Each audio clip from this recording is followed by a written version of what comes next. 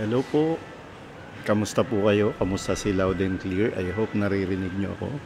At syempre, hindi another day, another night, another tea of with puri ito, no? Kamusta po ang lahat?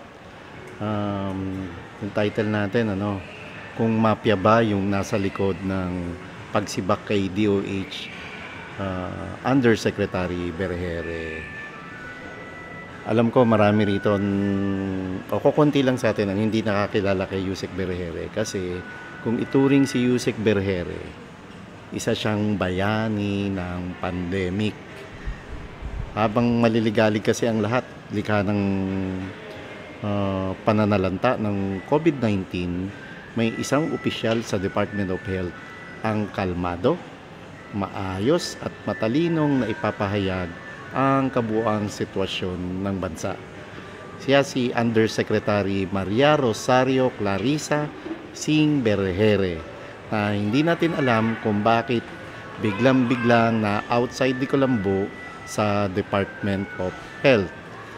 Kahit sinong Pilipino siguro nakakakilala kay Yusek Berhere dahil sa kabila ng banta ng posibleng mahawa o makahawa siya sa kanyang pamilya dahil sa COVID-19, buong tapang itong lumabas ng kanilang bahay, ginampanan ng trabaho bilang Yusek, spokesperson ng DOH, at maayos na nakapagbibigay ng mahalagang impormasyon sa kasagsagan ng pandemya.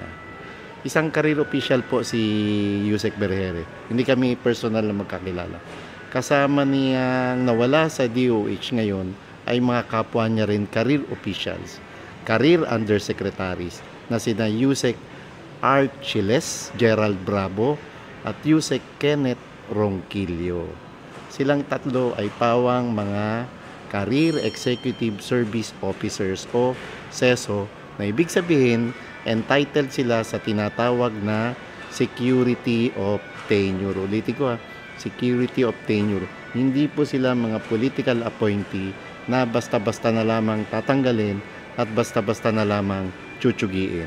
Si Yusek Berhere, bago pa man pumasok sa DOH bilang medical officer noong taong 2007 ay 11 taon muna itong nagtrabaho bilang health officer sa Marikina City Hall.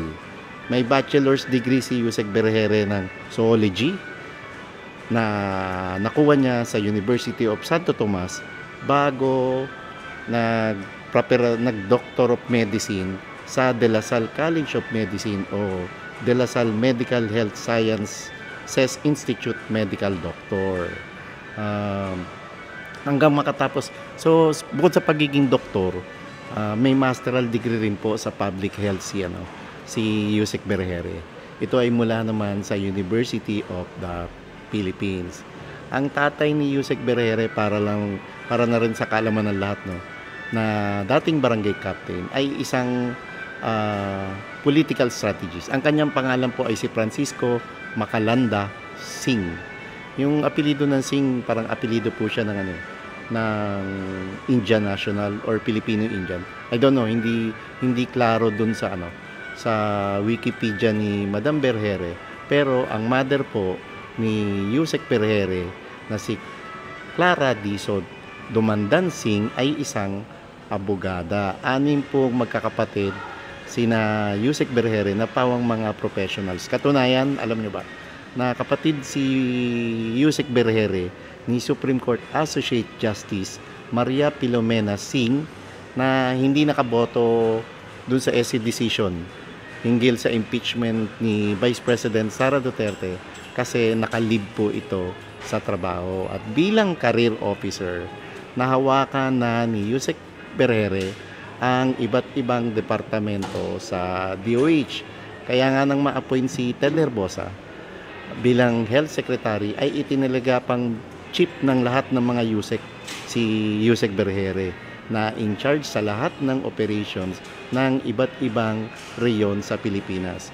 Siya ang nag-o-oversee sa mga kapwa Yuseks na nakatalaga sa Metro Manila, Southern Luzon, Northern Luzon, Central Luzon, syempre yung naka-cluster din sa Visayas at Mindanao. Kumbaga sa bunga, hinog na hinog po si Yusek Berhere na naging spokesperson din ng DOH, hindi lamang nung panahon ni PRRD kundi pati nung panahon ni Pinoy. Si Yusek Berhere ay naging officer in charge ng DOH nung unang ilang buwan ng panunungkulan ni Marcos Jr. sa palasyo ng Malacanang. Alam nyo ba, bigyan ko kayo ng kwento Alam nyo ba na nung naupo si Marcos Jr. sa palasyo ng Malacanang ay personal na inalok po ni Attorney Vic Rodriguez si Yusek Berhere para maging opisyal na secretary ng Department of Health. Naniniwala kasi si Attorney Vic sa galing, husay, talino, kalmado at yung pagiging dedicated sa trabaho ni Yusek Berhere. Kaya naniniwala siya na malaking tulong ang isang Yusek Berhere sa administrasyon sana ng Marcos Jr. Pansinin nyo habang yung iba ginagawa ang lahat para lamang ma-appoint sila bilang DOH Secretary, ito namang si Yusek Berhere ay personal na tumanggi sa alok ni Attorney Vic para maging DOH Secretary ng Pangulong Bongbong Marcos. Ang katwiran ni Yusek Berhere, bata pa raw siya at bata pa rin daw ang kanyang mga anak. Alam daw ni Yusek Berhere ang bigat ng trabaho ng isang DOH Secretary at ayaw niyang mawala ng oras sa kanyang mga anak.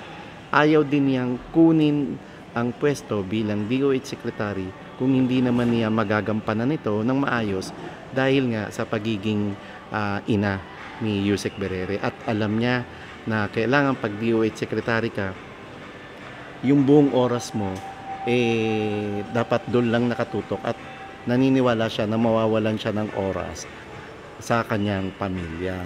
So dahil dun sa tinura na yon ni Yusek Berhere, umanga po ang Attorney Vic Rodriguez at nirespeto niya yung naging desisyon ni Yusek Berhere. Isipin mo, inaalo ka na maging DOH Secretary tapos tumanggi ka pa. At ulitin ko, yung iba nga kanya-kanyang labi at gamit ng padrino makuha lang ng pwesto ang isang DOH Secretary portfolio. Pero si Yusek Berhere ay tumanggi. Si DOH Secretary Ted Herbosa po, para sa kaalaman ng lahat, ay fraternity brother ni na Speaker Martin Romualdez at Justice Secretary Boying Rimulya mula naman sa fraternity na Upsilon Sigma Pi.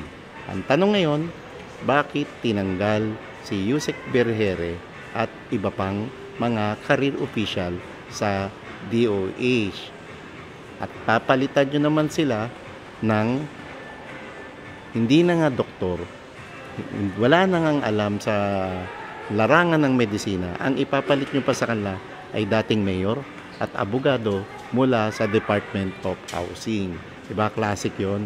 Ang bagong Yusek po ngayon sa DOH ay sina dating Tago Surigao del Sul Mayor Gregorio Murillo at Attorney Randy Escolango na dating Yusek for Administrative and Finance Services ng Department of Human Settlement and Urban Development. Hindi po basta-basta departamento ang DOH. Departamento po ito patungkol sa pangkalusugan ng sambayanang Pilipino. Hindi natin tinatawaran ang kakayahan ng mga pumalit kina Yusek Berhere.